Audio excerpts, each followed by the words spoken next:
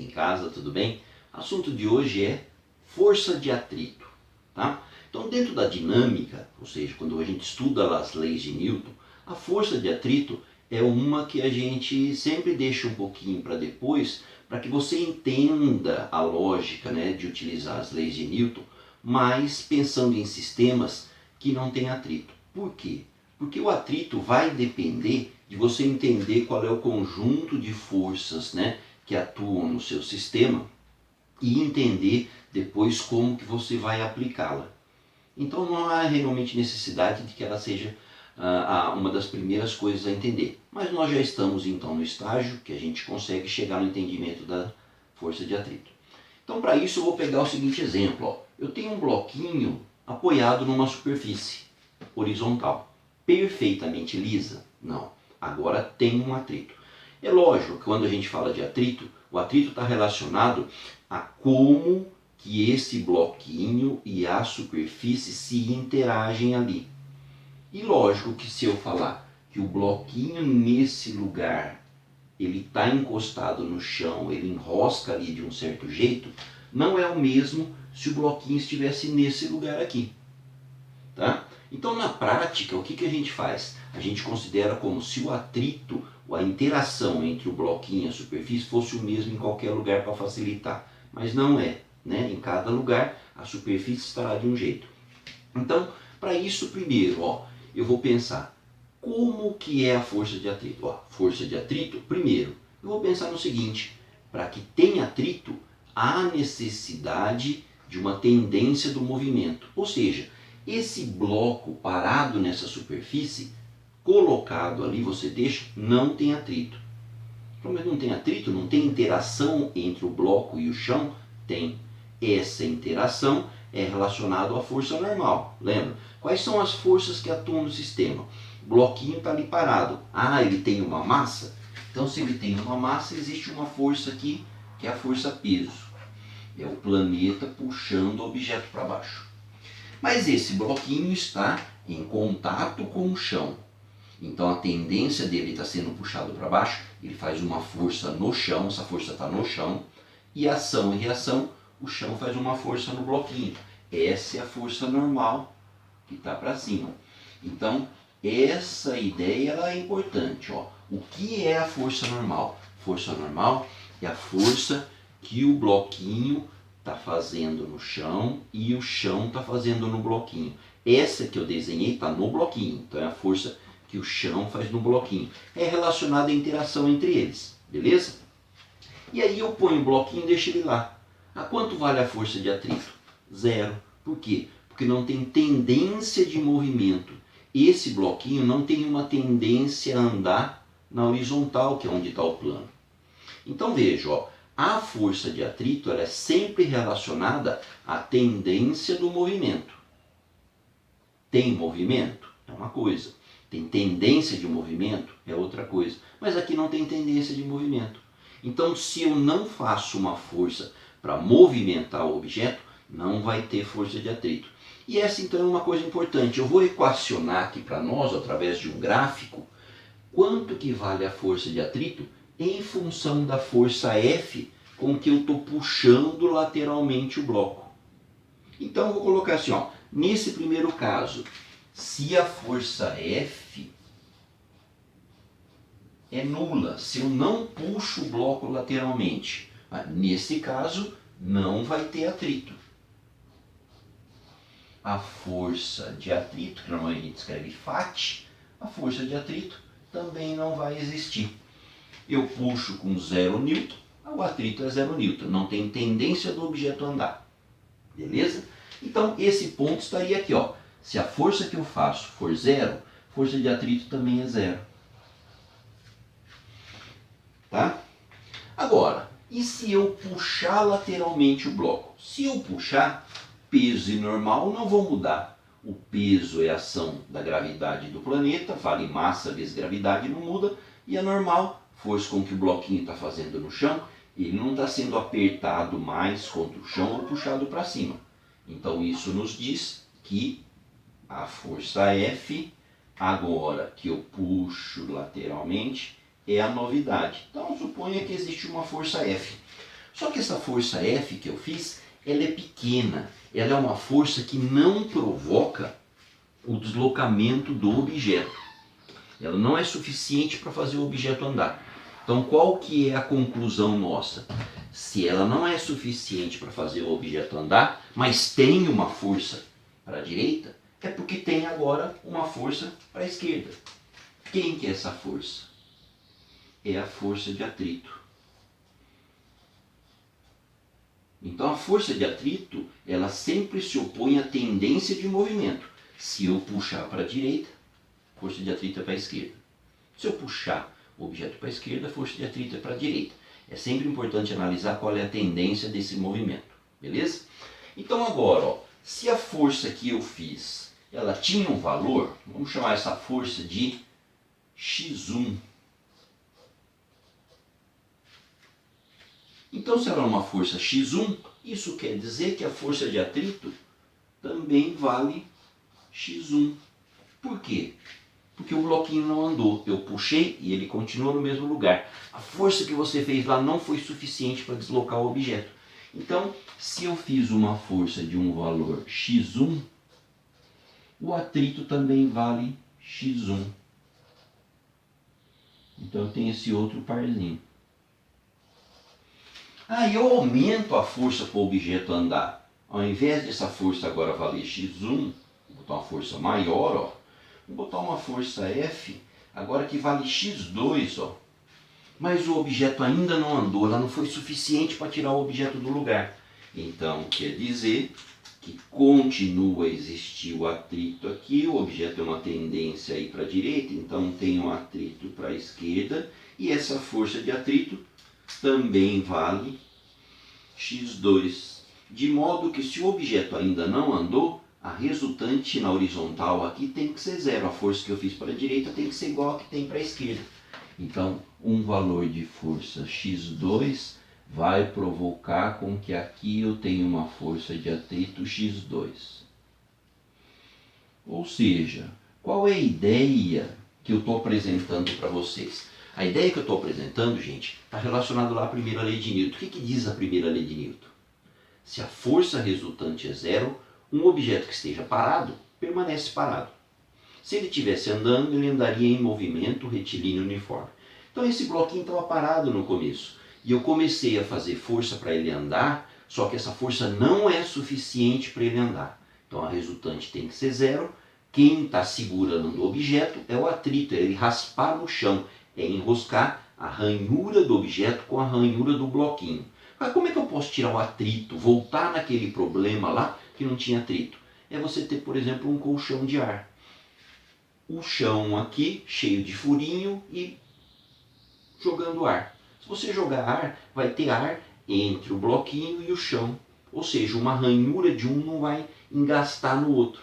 Consequentemente, se desengastar, aí ele está ali flutuando em cima.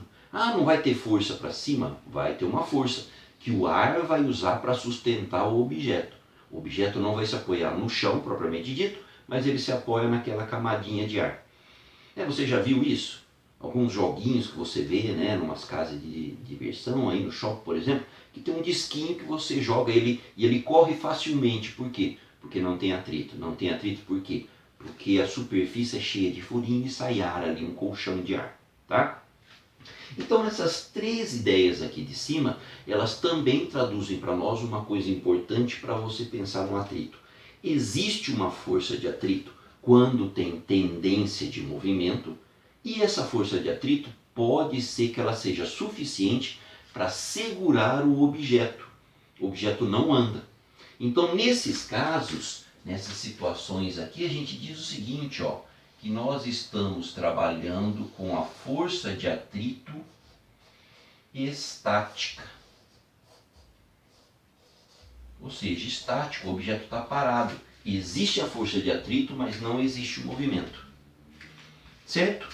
Então, o que é importante? O importante é saber, gente, que a força de atrito estática, ela sempre equilibra a força que você está aplicando. Então, como que eu calculo ela? Não, vai depender da outra força. Não vai ter uma fórmula para calcular. Onde que aparece uma fórmula? Aparece uma fórmula aqui, ó. quando eu aplico uma força nesse bloquinho e a partir daquele momento ele começa a andar. Ou seja, quando essa força de atrito estática atinge um valor máximo. Máximo por quê? Porque a partir daquele momento não é mais estático. Passa a ser dinâmico, passa a ser cinético, passa a ter um movimento. Então, essas forças que eu aplico e o atrito, elas vão se equilibrando. Então, se eu fosse colocar o gráfico aqui, né, para todas as situações, eu teria outros pontos aqui que me resultariam numa reta, e essa reta vai até um momento que atinge o máximo. Nesse ponto de máximo é a hora que nós temos aqui a eminência de movimento. Ou seja, vai andar. Está naquela hora que qualquer coisinha mais que você fizer, ele vai andar. Ele está na eminência do movimento. Para essa situação, onde a gente tem aqui um valor da força de atrito que é estática, mas ela é máxima,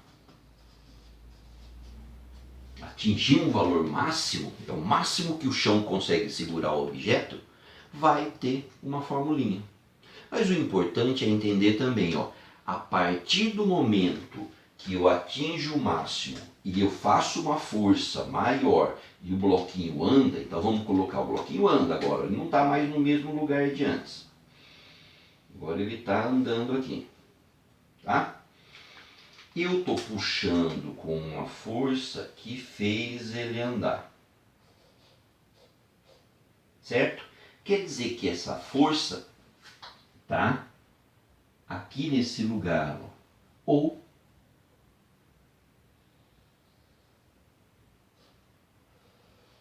lá para a direita.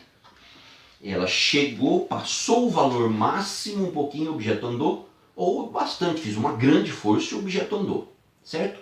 Então, para essa situação, o que a gente entende? A gente entende que continua a ter o atrito, o objeto está raspando no chão. Mas se você olhar, a força de atrito agora, ela não é esse valor máximo. Ela dá uma diminuidinha. Por quê? Porque o objeto andou.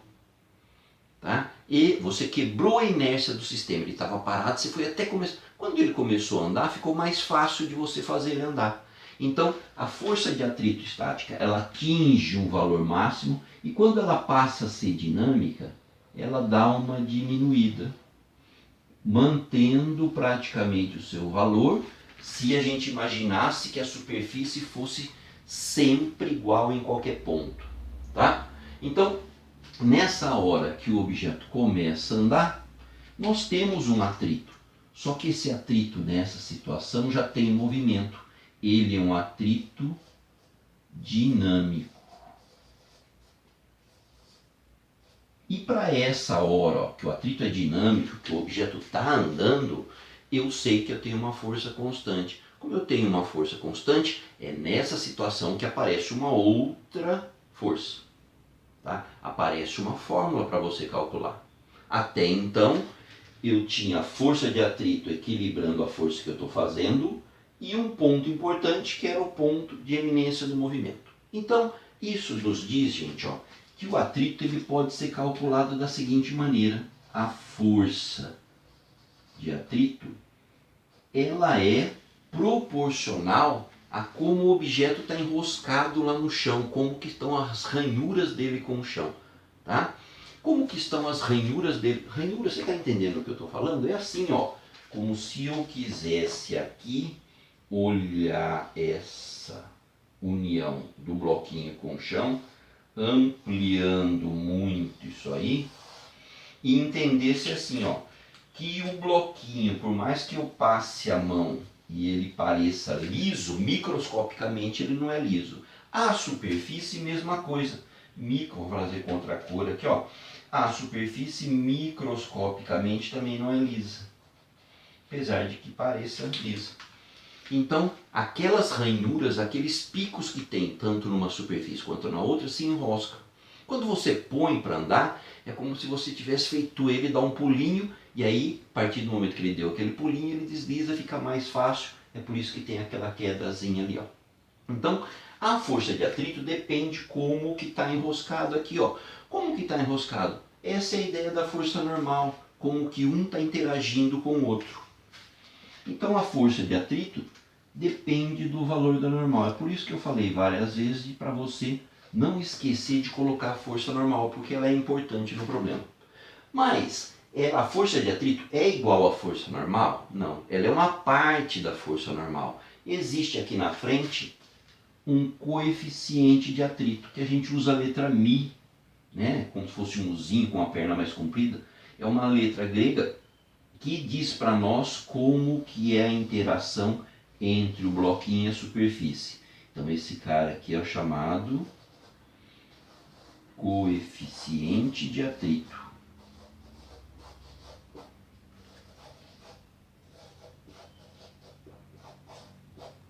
O coeficiente de atrito, gente, ele é simplesmente um número, né? Porque aqui força normal, Newton, força de atrito é Newton. Então, o Mi não pode ter unidade. Se ele tiver alguma unidade, de um lado é Newton, do outro lado não seria Newton. Tá? Então, ele é simplesmente um valorzinho 0,1, 0,2, 0,4. Quanto maior o valor do coeficiente de atrito, quer dizer que mais áspera é a superfície. Você entendeu por que, por exemplo, se você quer fazer um objeto andar, deslizar mais facilmente, ou se você escorrega num lugar, é que essas ranhuras aqui estão menos encaixadas. Você passa, por exemplo, uma cera. O que a cera faz? Ela preenche as cavidades, ela torna a superfície mais lisa. Preenchendo essas cavidades, existe uma menor probabilidade do bloquinho penetrar na superfície. Ele fica mais para cima e, portanto, facilita o movimento. Tá? Quando você tem água com sabão, quando você tem uma cera, quando você tem uma areia fina jogada num lugar, né, você diminui aquele atrito. Tá? Então, o coeficiente de atrito é um valor que depende do seu problema, porque depende de como são as superfícies. Sempre que você der um polimento, esse coeficiente vai diminuir de valor. Tá? Agora, coeficiente de atrito, então, nós vamos ter duas situações do problema. Quando está em movimento e quando ele ainda está parado. Desse ponto aqui para trás. Ó. Então, existe a parte que é estática e vai ter um Mi estático. Esse Mi estático é usado para calcular força exatamente no ponto de eminência do movimento. Qual é a força máxima? Tá? Nesse lugarzinho eu sei calcular força de atrito máxima vai ser o Mi estático vezes a normal. Nesse lugarzinho aqui, ó, tá? Dali para frente vai ter uma parte que é a parte dinâmica, cinética, né? Tem os dois nomes. Na parte dinâmica vai ter um coeficiente dinâmico. A força deu uma diminuída? Então esse coeficiente dinâmico ele é sempre menor que o estático. Nunca é maior.